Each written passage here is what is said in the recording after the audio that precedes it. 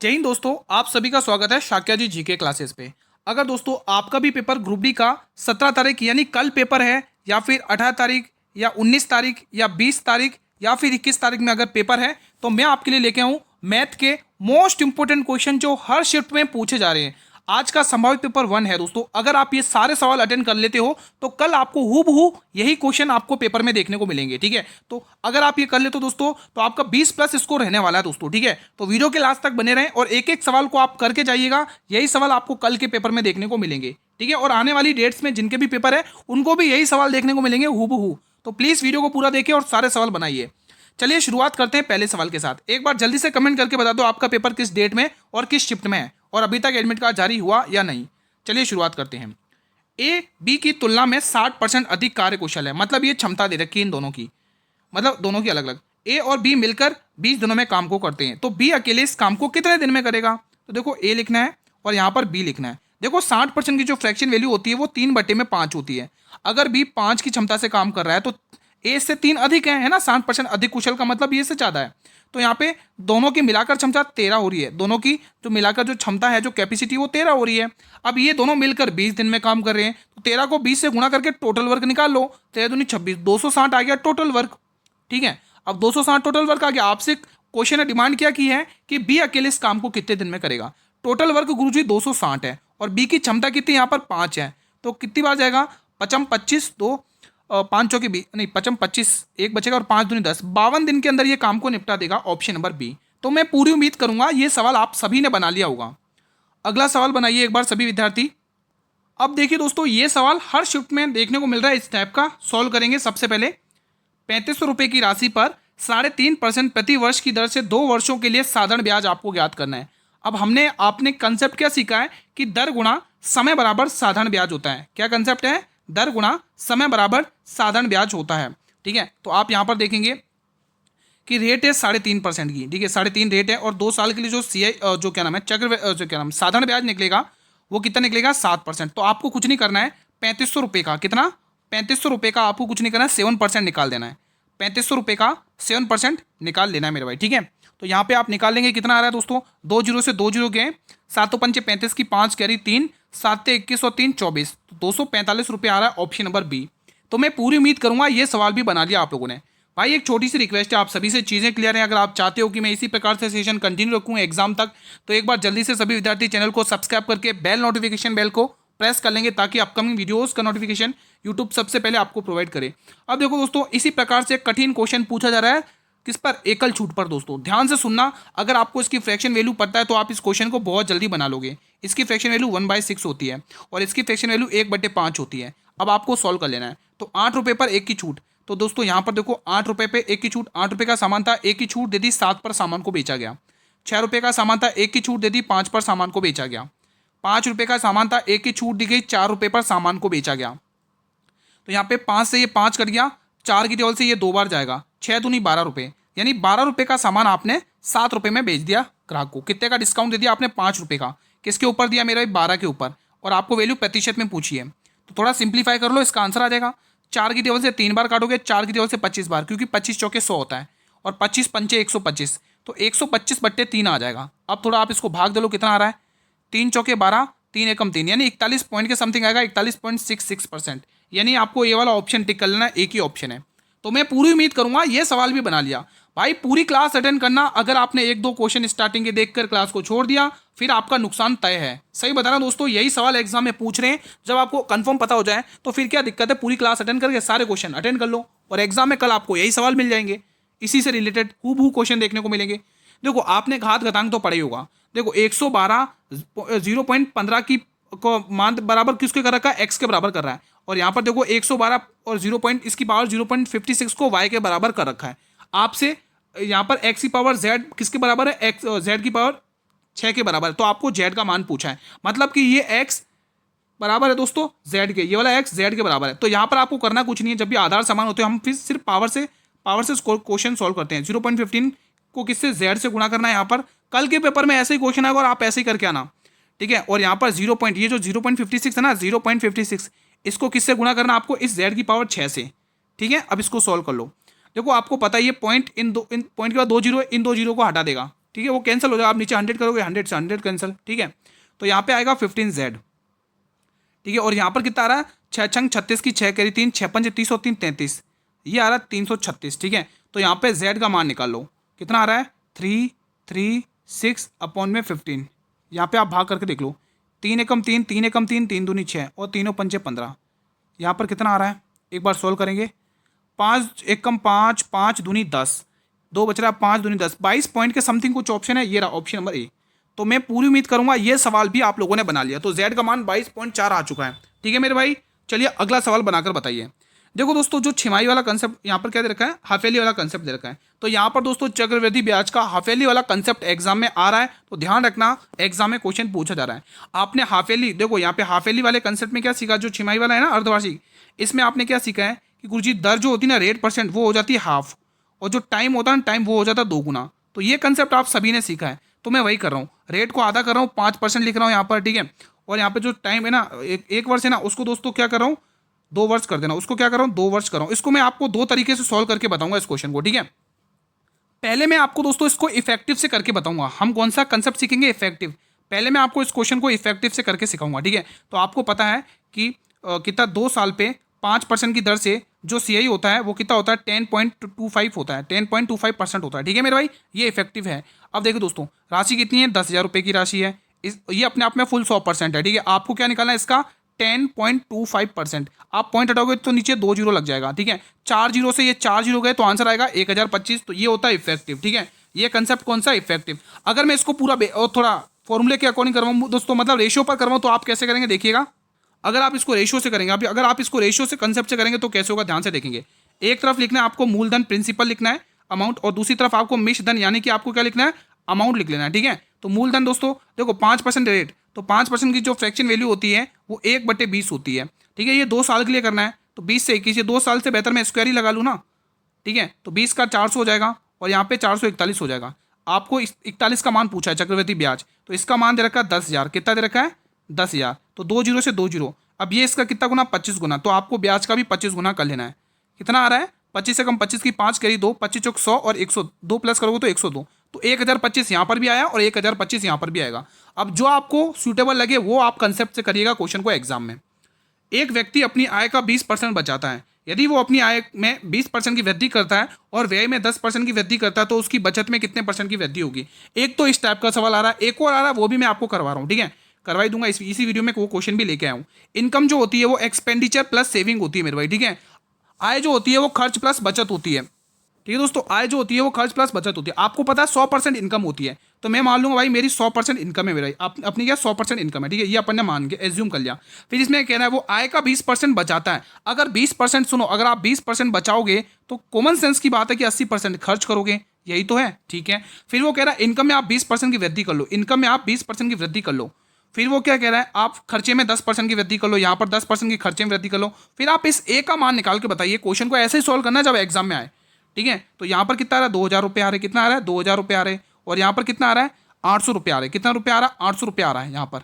और यहाँ पर आपको 20A का मान पूछा है, 20A का मान आपसे पूछा है, ठीक है मेरे भाई। तो देखो दोस्तों, इसमें से घटा लोगे कितना आएगा, 1,200 रुपये आएगा, और 1,200 बराबर क्या है दोस्तों 20, ठीक है। तो आप यहाँ पे ए का मान निकल जाएगा, 0 से 0 काट लो, 2 की 0 से काट लो, कितनी बार 60% आएगा। इसका answer option number B will be the right answer of this question, ठीक है मेरे भाई। तो मैं पूरी उम्मीद करूंगा ये सवाल आपको सभी को समझ में आ गया। इंपॉर्टेंट सवाल है, ध्यान रखिएगा। कहीं डाउट हो तो आप वीडियो का कर्सर थोड़ा पीछे करिएगा और समझ लीजिएगा। और एक छोटी सी रिक्वेस्ट है, चीज़ें क्लियर हैं तो आप वीडियो का लाइक कर लेंगे। सभी विद्यार्थी, आप सभी से रिक्वेस्ट है, आपका लाइक हमारा मनोबल बढ़ाता है, तो प्लीज़ वीडियो को लाइक और शेयर जरूर करें, हर एक स्टूडेंट तक पहुंचा दें जिनका आगामी डेट्स में पेपर है। 2 संख्याओं का एलसीएम उनके एचसीएफ का 15 गुना। ये क्वेश्चन इसलिए लाया था कि एक क्वेश्चन में 2 क्वेश्चन कवर हो। यहाँ पर एक कंसेप्ट कवर होगा, 2 संख्याओं को गुणनफल उनके लैसे और मैसे के बराबर होता है। ये कंसेप्ट क्लियर करना है, ठीक है। तो ये एलसीएम एचसीएफ है, तो जो एलसीएम है ना वो एचसीएफ का 15 गुना। मान लो एचसीएफ अगर 1x है, ठीक है, तो इसका जो एचसीएफ होगा वो 15x होगा, ठीक है। अब दोस्तों इन दोनों का योग कितना दे रखा है 16, यानी 16x का मान आपको क्वेश्चन ने कितना दे रखा है मेरे भाई 480 दे रखा है। कितना 480, ये इसका कितना गुना 30 गुना है, कितना गुना 30 गुना। तो आपको यहाँ पर भी 30 करके एलसीएम की ओरिजिनल वैल्यू निकाल देनी है और यहाँ पर भी 30 से गुना करके एचसीएफ की ओरिजिनल वैल्यू निकाल देनी है।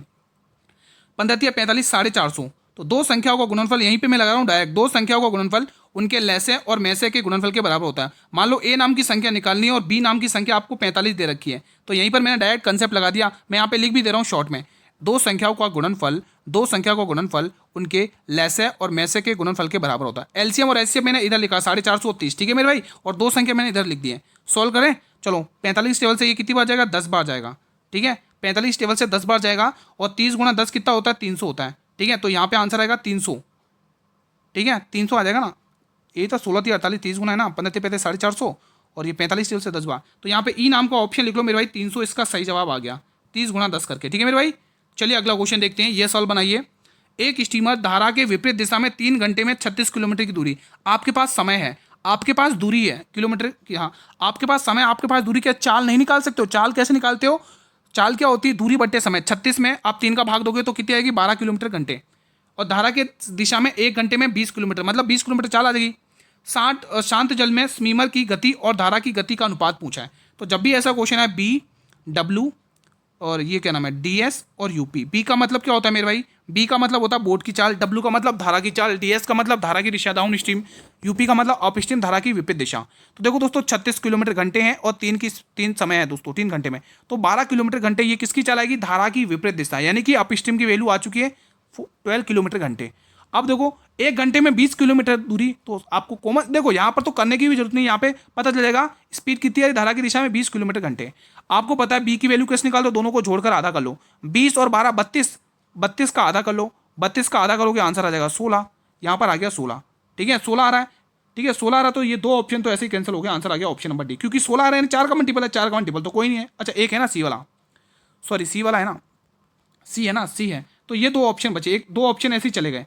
फिर आप धारा की मतलब धारा की दिशा निकालो, दोनों को घटाकर 2 का भाग दे लो, तो 20 में से 12 घटाओगे 8 बचेगा, 8 में 2 का भाग दोगे 4 आएगा, तो ये 4 आ गया, 4 एकम 4 चौक 16 और 4 एकम 4, तो 4 और 1 का अनुपात बना है ऑप्शन नंबर डी। तो मैं पूरी उम्मीद करूंगा ये सवाल भी आप लोगों ने आसानी से बना लिया। एक दुकानदार 30 रुपये प्रति केजी दाल को 45 रुपये प्रति केजी दाल के साथ किस अनुपात में मिलाए कि मिश्रण का मूल्य 36 रुपये प्रति केजी हो जाए। देखो कल की शिफ्ट में ऐसा क्वेश्चन आएगा, ध्यान रखिएगा, ठीक है। तो मैं कल के पेपर में आने वाले सवाल करवा रहा हूँ भाई, ठीक है। तो देखो आपको ये क्वेश्चन मिक्सचर और एलिगेशन की तरफ इशारा कर रहा है। ये क्वेश्चन आपको किसकी ओर इशारा कर रहा है मेरे भाई, मिक्सचर एंड एलिगेशन। यहाँ 30 45 है और यहाँ पर टोटल कितना 36 है, तो यहाँ पर घटाओगे 6 आएगा और यहाँ पर घटाओगे कितना आ रहा है 4 9 आ रहा है, तो यहाँ पे अनुपात बना लो 3 3 9 और 3 दूनी 6, तो 3 और 2 का अनुपात बना है। तो मैं पूरी उम्मीद करूंगा ये सवाल भी आपने बना लिया होगा। बढ़े अगले प्रश्न की तरफ, ये रहा अगला सवाल। यदि किसी राशि पर 5% प्रति वर्ष की दर से 2 वर्षों का चक्रवृद्धि ब्याज और साधारण ब्याज का अंतर 25 रुपये है, तो आपको मूलधन ज्ञात करना है दोस्तों। देखो यहाँ पर ये इंपॉर्टेंट क्वेश्चन बन रहा है, ठीक है। तो यहाँ पर दोस्तों इस क्वेश्चन को देखो 2 साल का CISI पूछा रहा है, 3 साल का CISI पूछा रहा है, लेकिन अपन CISI को दोस्तों यहाँ पर बहुत ही शानदार तरीके से हल करेंगे। देखो 5% की दर से 2 वर्ष का जो साधारण ब्याज होता है वो 10% होता है, अभी अपन ने जस्ट सॉल्व किया था। CI तो अभी आपको जस्ट बताया था ना 5% की दर से 2 साल का, तो पहले मैं CI लिख देता हूँ। 5% की दर से 5% की दर से 2 वर्ष का जो CI जो SI होगा वो 10% होगा। ये आपका सिंपल इंटरेस्ट आ चुका है मेरे भाई, ठीक है, ध्यान रखिएगा। और यहाँ पे 2 साल 5% की दर से जो SI होगा मेरे भाई वो कितना आएगा, 10.25% आएगा, कितना आएगा 10.25%, ये आ गया CI, ठीक है मेरे भाई। अब यहाँ पर आप इनका डिफरेंस देख लो कितने का आ रहा है, 0.25% का डिफरेंस आ रहा है, ठीक है, ठीक है दोस्तों। और क्वेश्चन कह रहा है कितना है 25 रुपये, तो इसका मान 25 आ जाएगा ना, तो ये 25 किसका मान है 0.25। आपको पता है ये पॉइंट हटाएगा, पॉइंट आएगा नीचे 100 आएगा, 100 ऊपर घूम के आ जाएगा, है ना। तो मैं वही करता हूँ, ऊपर मल्टीप्लाई पहले ही लिखा देता हूँ, ठीक है। तो यहाँ पे 25 ये लिख दिया मैंने, ऊपर पॉइंट हटा के यहाँ पे 100 लगा दिया, ठीक है दोस्तों। आपसे क्या पूछा क्वेश्चन है, आपसे क्या मूलधन, मूलधन यानी 100% का मान पूछा है, तो 25 से 25 गया, 100 गुणा 100 कितना होगा 10,000, ऑप्शन नंबर सी। तो मैं पूरी उम्मीद करूंगा ये सवाल आप सभी ने बना लिया ना। सॉल्व करें, देखो इसको आप अलग तरीके से भी कर सकते हो। देखो एक और तरीका बता देता हूँ, देखो 5% की फ्रैक्शन वैल्यू कितनी है, देखो इसको मैं रेशियो पर करके बताता हूँ। ये मूलधन लिख दो और यहाँ पर मिश्र धन लिख लो, ठीक है। मैं इसको रेशियो से भी करके बता रहा हूँ। 5% की फ्रैक्शन वैल्यू 1/20 होती है, अभी जस्ट बताया था, ठीक है। कितने साल का डिफरेंस है, 2 साल का है ना, तो 20 से 21 यानी 2 साल का डिफरेंस है, फिर से स्क्वायर लगा लो, तो यहाँ पर वैल्यू 400 रुपये हो जाएगी और यहाँ पर 441 हो जाएगा, ठीक है। अब आपको देखो यहाँ पर पूछा क्या है, देखो आपको क्या दे रखा है, मतलब अंतर दे रखा है ना, इनका अंतर 25 है और यहाँ पर अंतर कितने का आ रहा है 41 का अंतर आ रहा है इनके बीच में। 41 का मान 25 दे रखा है, आपसे 400 का मान पूछा है, तो यहाँ पर लिख लो ये जो 25 है वो 41 का मान है और आपसे पूछा क्या 400 का मान पूछा है। ऐसा ही बन रहा है ना, इन ब्याज का डिफरेंस ही तो बन रहा है ना, यहाँ पर आप 400 हो जाएगा, ठीक है, और यहाँ पे 441 हो जाएगा। यहाँ पर डिफरेंस तो देखो, मैंने अगर वापस मिटा के देखा तो यही आ रहा है ना 41 ही, लेकिन आप 41 का मान 25 दे रखा है और आपसे पूछा है 400 का मान, है ना, 400 का मान लग रहा है, तो यहाँ पर बन क्यों नहीं रहा? यहाँ पर तो अपने सही से बना दिया, ठीक है, यहाँ पर तो सही हो गया 0, यहाँ पर तो 0.25 का डिफरेंस, यहाँ अंतर 25 है ना 2 साल का, 5%, 1/20, 20 से 21, सही तो है। यहाँ पे दोस्तों लगभग में आंसर आएगा, यहाँ पर दोस्तों लगभग में आंसर आ रहा है, लगभग में। लेकिन आप ये डाटा ध्यान रख लो, इस तरीके से करना सबसे बेस्ट रहेगा, ठीक है। यहाँ पर आंसर देखें तो पॉइंट में क्या लगभग में आंसर आ रहा है। और या फिर दोस्तों आप एक चीज़ और कर लो, इसका ना फॉर्मूले से भी कर सकते हो आप, इसको इससे भी कर सकते हो, जो डिफरेंस होता है आप इसको फॉर्मूले से कर लो। डिफरेंस होगा वो क्या होगा, P गुणा R/100 का स्क्वायर। देखो मैं 2-3 तरीके बता दे रहा हूँ, एग्जाम में ऐसे ही कर लेना, ठीक है। तो डिफरेंस 25 दे रखा है, मूलधन आपको कितना दे रखा है, कितना निकालना है ना, मूलधन तो आपको निकालना है ना। एक काम करो, यहाँ पर आपको मूलधन निकालना है। रेट कितनी दे रखी है मेरे भाई, रेट आपको दे रखी 5%, 5 का स्क्वायर 25 होगा और 100 का स्क्वायर 10,000 हो जाएगा, ठीक है। अब 25 से ये 25 गया तो मूलधन आप ये भाग में इधर गुणा, तो 10,000 बराबर 25 आ जाएगा। तो आप इससे भी कर सकते हो। देखो आप एग्जाम में ये 2 तरीके लगाओ, एक तो ये तरीका लगाओ, आप ये रेशियो छोड़ो, आप एक ये तरीका लगाओ, 2 तरीके हैं आपके पास करने के, ठीक है। चलिए ये सवाल देखो, इसको आप रहने दो, इससे मत करना, इससे हुआ ही नहीं, पता नहीं यहाँ पर कुछ मिस्टेक हुआ है, लेकिन आप इससे करोगे, ये 2 तरीके आपके लिए बहुत बेस्ट और बहुत सुटेबल रहेंगे। ये बता दीजिए, 8,000 रुपये की राशि पर 10% वार्षिक 3 वर्षों का चक्रवृद्धि ब्याज और साधारण ब्याज के बीच का अंतर। अब देखो दोस्तों, इफेक्टिव से मैं वापस यहाँ पर करके बताऊंगा, इसको भी फॉर्मूले से कर सकते हो, कोई दिक्कत की बात नहीं है, आप फॉर्मूले से भी कर सकते हो, ठीक है। तो देखो 3 साल की दर से, तीन साल 10%, तो इसका जो साधारण ब्याज होगा वो निकलेगा 30%, तो ऐसा ही निकला 30%, ठीक है। अब दोस्तों यहाँ पर क्या नाम, चक्रवृद्धि ब्याज निकालो, इसका होता है 33.1%, 33.1%, तो यहाँ पर कितने का अंतर आ रहा है, 3.1 का अंतर आ रहा है, 3.1 का अंतर आ रहा है दोस्तों, कितने का, 3.1। तो आपको 8,000 रुपये का, 8,000 रुपये का आपको कितने का अंतर निकालना है, 3.1 का मान निकालना है। 8,000 रुपये फुल 100% है, पॉइंट हटा हुए नीचे 10 बनेगा, तो 3 जीरो से ये 3 जीरो गए, 8 के 8 और 8 24, तो 248 रुपये निकल के आया, ऑप्शन नंबर बी, ठीक है मेरे भाई। तो ये सवाल भी ईजी था, ये बनाइए, शानदार क्वेश्चन है, इस सवाल को बनाइएगा। 30 वस्तुओं का औसत आपको 40 दे रखा है, 20 वस्तुओं का औसत 60 दे रखा है, आपको 50 वस्तु का पूछा है, तो औसत दे रखा है तो योग निकाल दो। योग कैसे निकालते हो, औसत गुणा संख्या, 30 गुणा 40 करना है, तो आपको यहाँ पे 1200 निकाल लेना है, ठीक है। क्या निकालना है, 1200। फिर यहाँ पर देखोगे 20 वस्तुओं का औसत 60 है, तो 20 गुणा 60 करना है, यहाँ पर कितना हो जाएगा, यहाँ पर भी 1200 ही हो रहा है, यहाँ पर भी 1200 ही हो रहा है, ठीक है, ठीक है। तो यहाँ पे टोटल निकालो, 2400 हो गया, टोटल 2400 हो गया, ये टोटल योग हो गया। अब देखो आपसे पूछा औसत ज्ञात कीजिए, औसत क्या होता है, योग बट्टे संख्या होता है। औसत क्या होता है, यहाँ पे आपको निकालना है, योग बट्टे में संख्या लिख लेना है, क्या लिख लेना है, औसत होता है योग बट्टे में संख्या। तो योग 2400 और टोटल संख्या कितनी, 30 यहाँ पर वस्तुएं और 20 यहाँ पर, टोटल 50 वस्तुएं। तो डबल जीरो से एक जीरो गया, तो देखो कितनी बार जा रहा है, 5 चौक 20, 5 8 40, यानी 48 आया एवरेज इसका, ऑप्शन नंबर बी। तो मैं पूरी उम्मीद करूंगा ये सवाल भी आप लोगों ने बना लिया। ये सवाल बनाइए, एक तरफ राम है और एक तरफ श्याम है, तो यहाँ पर मैंने राम लिखा और यहाँ पर मैंने श्याम लिखा। इनकी आयु कितनी है, अनुपात कितना है दोस्तों, 4 और 5 का अनुपात है। 5 साल के बाद ये अनुपात 5 और 6 हो जाएगा, ठीक है। तो देखो दोस्तों यहाँ पर पहले ये 4 साल का था, अब ये 1 साल बढ़ गया, यहाँ पर ये 5 साल का था, ये 1 साल बढ़ गया, तो 1 साल बढ़ रहा है अपने हिसाब से, लेकिन क्वेश्चन कह रहा है 5 साल के बाद, तो 1 का मान 5 दे रखा है, कितने गुना, 5 गुना। तो आपको तो यहाँ पे दोस्तों इनकी क्या नाम है, यहाँ पर दोस्तों इनकी 5 साल के रुको 5 हो जाएगा, यानी फ्यूचर आयु निकाल दो यहाँ पे 5 साल, यहाँ पे आपको वर्तमान पूछी ना आयु का अनुपात, तो एक काम करो, वर्तमान से गुणा कर लो, 5 यहाँ पर गुणा कर लो, 5 यहाँ पे आपसे पूछी किसकी है, राम की है पूछी ना, तो 5 चौके 20, तो राम की है 20 हो जाएगी दोस्तों, ठीक है। तो मैं पूरी उम्मीद करूंगा ये सवाल भी आप लोगों ने बना लिया होगा दोस्तों, ठीक है। बढ़े अगले प्रश्न की तरफ। चलिए अगला सवाल ये रहा आपके स्क्रीन पर, क्वेश्चन नंबर 14 बताइएगा। एक ट्रेन 90 किलोमीटर घंटे की गति से चलते हुए 250 मीटर लंबे पुल को 20 सेकंड में पार करती है। देखो दोस्तों पुल को पार कर रही है, तो इस केस में दोस्तों आपको करना है क्या, यहाँ पे आपसे पूछो ट्रेन की लंबाई पूछी है दोस्तों 250 मीटर लंबे, तो पुल को पार कर रही है, तो इस केस में ट्रेन अपनी पुल की लंबाई को भी पार करेगी प्लस ट्रेन की लंबाई को भी पार करेंगे, ठीक है। तो दूरी क्या होती है, 4 गुना समय होता है, सॉरी लंबाई क्या होती है, 4 गुना समय, लंबाई क्या होती है, 4 गुना में समय होता है, ठीक है। तो यहाँ पर देखेंगे दोस्तों 250 मीटर, तो दोस्तों ये मैं दूरी निकाल, दूरी का फॉर्मूला लगाओ, 250 प्लस ट्रेन की चाल आपको पूछी है, मतलब लंबाई पूछी है, चाल कितनी है 90 किलोमीटर घंटे। अब ये किलोमीटर घंटे, तो इसको मीटर पर सेकंड में बदलने के लिए 5/18 से मल्टीप्लाई करना पड़ेगा, और इधर आपको चाल आ गया गुणा समय कितना दे रखा है आपको, 20 सेकंड दे रखा है, ठीक है दोस्तों। तो यहाँ पे आप ये थोड़ा सिंप्लीफाई कर लेंगे, आंसर आ जाएगा, ये 18 पंचे 90 होता है, ठीक है। यहाँ पे देखो 20 पंचे 100 होगा और 100 पंचे 500 होगा। अब आपको पता है 500 में से जैसे ही आप 250 माइनस करोगे तो टी का मान आ जाएगा 250, तो ट्रेन की लंबाई 250 है, ट्रेन की लंबाई 250 होगा, ऑप्शन नंबर सी। अगला सवाल ये रहा आपकी स्क्रीन पर, क्वेश्चन नंबर 15 बताइए। एक व्यक्ति दो वस्तुओं को 2400 रुपये प्रति वस्तु के हिसाब से बेचता है। पहली वस्तु को 20% के प्रॉफिट पर बेच रहा है, दूसरी वस्तु को 20% के प्रॉफिट पर बेच रहा है। तो पूरे सौदे में उसका लाभ या हानि प्रतिशत पूछा है।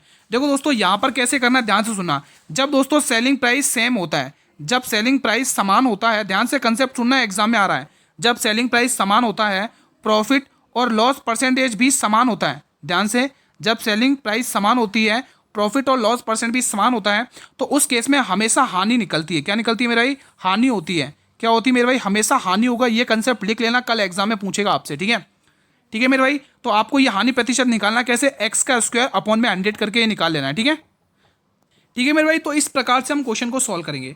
यहाँ पर 20 लिखना है और यहाँ पर भी 20 लिख लेना है। ठीक है मेरे भाई, और यहाँ पर आपको 100 लगा लेना है। तो यहाँ पे डबल जीरो से डबल जीरो काट लेंगे तो 4% का आपको क्या हो जाएगा, लॉस हो जाएगा। यहाँ पे 4% का लॉस, ऑप्शन नंबर ए। ठीक है मेरे भाई। तो ऐसे आपको सवाल को बना लेना, कल के पेपर में आएगा। देखो एक क्वेश्चन डिस्काउंट से और पूछा जा रहा है, 4 ऑप्शन में डिस्काउंट दिए जा रहे हैं, उसमें आपसे पूछा जा रहा है कि बेहतर कौन सा डिस्काउंट है। ठीक है, अब जैसा कि ये सवाल है, ये क्लास का अंतिम प्रश्न है फिलहाल।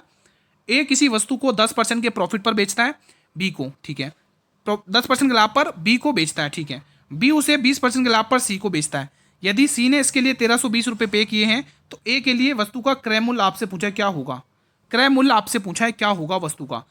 ठीक है, क्रय मूल्य हमें नहीं पता क्या होगा, एक्स मान लिया, लेकिन आपको 10% पता ही होगा क्या होता है, 1/10 होता है। क्या होता है? 1/10 होता है। ठीक है, और 20% क्या होता है, 1/5 होता है। तो 10 पे 1 का प्रॉफिट यानी 11/10 आपको लिख लेना है। फिर वो कह रहा 20% का लाभ, 5 पे 1 का प्रॉफिट यानी 6, कितना 6/5 आपको लिख लेना है। ठीक है, फिर उसके बाद सी ने कितना भुगतान किया, इसके लिए 1320 रुपये का भुगतान किया है। कितने रुपये का? 1320 रुपये का भुगतान किया है मेरे भाई। ठीक है, अब आपको 11 के टेबल से काट लेना है इसको। 11 के टेबल से काटो कितनी बार जाएगा, 11 के टेबल से इसको उड़ाओ कितनी बार जाएगा, 11 कम 11, 11 दूनी 22, ये 120 बार गया। और 6 की टेबल से कितनी बार जाएगा, ये 20 बार जाएगा। और 10 पंचे 50 होता है, और 50 गुना 20 कितना होगा आप सभी को पता ही है। 50 गुना 20 कितना होगा, ऑप्शन नंबर ए 1000 रुपये हो जाएगा। तो ए ने इसके लिए 1000 रुपये का भुगतान किया है। तो मैं पूरी उम्मीद करूंगा कि ये सवाल भी आप लोगों ने बना लिया होगा दोस्तों। ठीक है, ईजी है। कल के पेपर में इसी प्रकार का एक सवाल आपको देखने को मिलेगा, कोई दिक्कत तो नहीं। देखो मैंने यहाँ पे टोटल सारे के सारे क्वेश्चन करवा दिए हैं। किसमें डाउट था बताइए, किसी को डाउट है इसमें भी? इसमें भी सारा करवा, ये भी हो गया, ये भी सही हुआ, इफेक्टिव से भी सही हुआ। एक क्वेश्चन में अपन थोड़ा सा यहाँ पर ये थोड़ा अलग हुआ था, लेकिन आपको मैंने 2 तरीके बताए कैसे करना है उसको, इस क्वेश्चन को। ठीक है, इस क्वेश्चन को 2 तरीके मैंने बताए, या तो आप इसको इफेक्टिव से करोगे जैसे मैंने यहाँ पे कर रखा है, या तो आप इसको इससे करोगे। कौन से? कहाँ गए वो कंसेप्ट, 1 मिनट, इस वाले कंसेप्ट से करना है। ये फॉर्मूले वाले कंसेप्ट से आप कर लेना, सुटेबल रहेगा, बेस्ट रहेगा। ठीक है, तो आज का सेशन में मेरे भाई यहीं पर मैं वाइंड अप करता हूं। कैसा रहा आप लोगों का रिवीजन, एक बार मुझे कमेंट के माध्यम से बताएंगे। अगर चीजें क्लियर हैं तो वीडियो को लाइक और शेयर करके मुझे रेस्पॉन्स करेंगे। सभी विद्यार्थी वीडियो को लाइक कर लेंगे जिसने वीडियो को लाइक नहीं किया है, और शेयर भी कर लेंगे अपने सभी मित्रों के साथ दोस्तों। ठीक है, चैनल पर पहली बार विजिट करे हो तो चैनल को सब्सक्राइब करके बेल नोटिफिकेशन बेल को जरूर प्रेस करें, ताकि आने वाले हर नई वीडियो का नोटिफिकेशन यूट्यूब सबसे पहले आपको भी प्रोवाइड करेगा मेरे भाई। ठीक है, इससे 1 घंटे पहले बाद दोस्तों मैं आपके लिए फुल पेपर लेके आ रहा हूँ ग्रुप डी का। कल जिसका भी पेपर है ना 17 तारीख को, तो उसके लिए दोस्तों फुल पेपर आएगा 8 बजे, अभी 1 घंटे बाद आएगा। तो आप वो क्लास जरूर देखिएगा, जिसमें आपको पूरा रीजनिंग, मैथ, गणित और ये क्या नाम है, विज्ञान के सभी प्रकार के क्वेश्चंस करवाएंगे जो डेली पेपर में पूछे जा रहे हैं। तो जिसका भी पेपर मेरे भाई 17 तारीख को, 18 तारीख को, 19 तारीख को, 20, 21 या फिर 25 तारीख को है, तो उनके लिए रामबाण क्लास रहेगी वो 8 बजे वाली, तो वो जरूर देख लेना। चैनल पर नए हो तो चैनल को सब्सक्राइब करके बेल नोटिफिकेशन बेल को जरूर प्रेस करें, ताकि आने वाले हर एक नई वीडियो का नोटिफिकेशन यूट्यूब सबसे पहले प्रोवाइड करे। ठीक है, मिलते हैं नेक्स्ट टाइम, तब तक जय हिंद, जय भारत।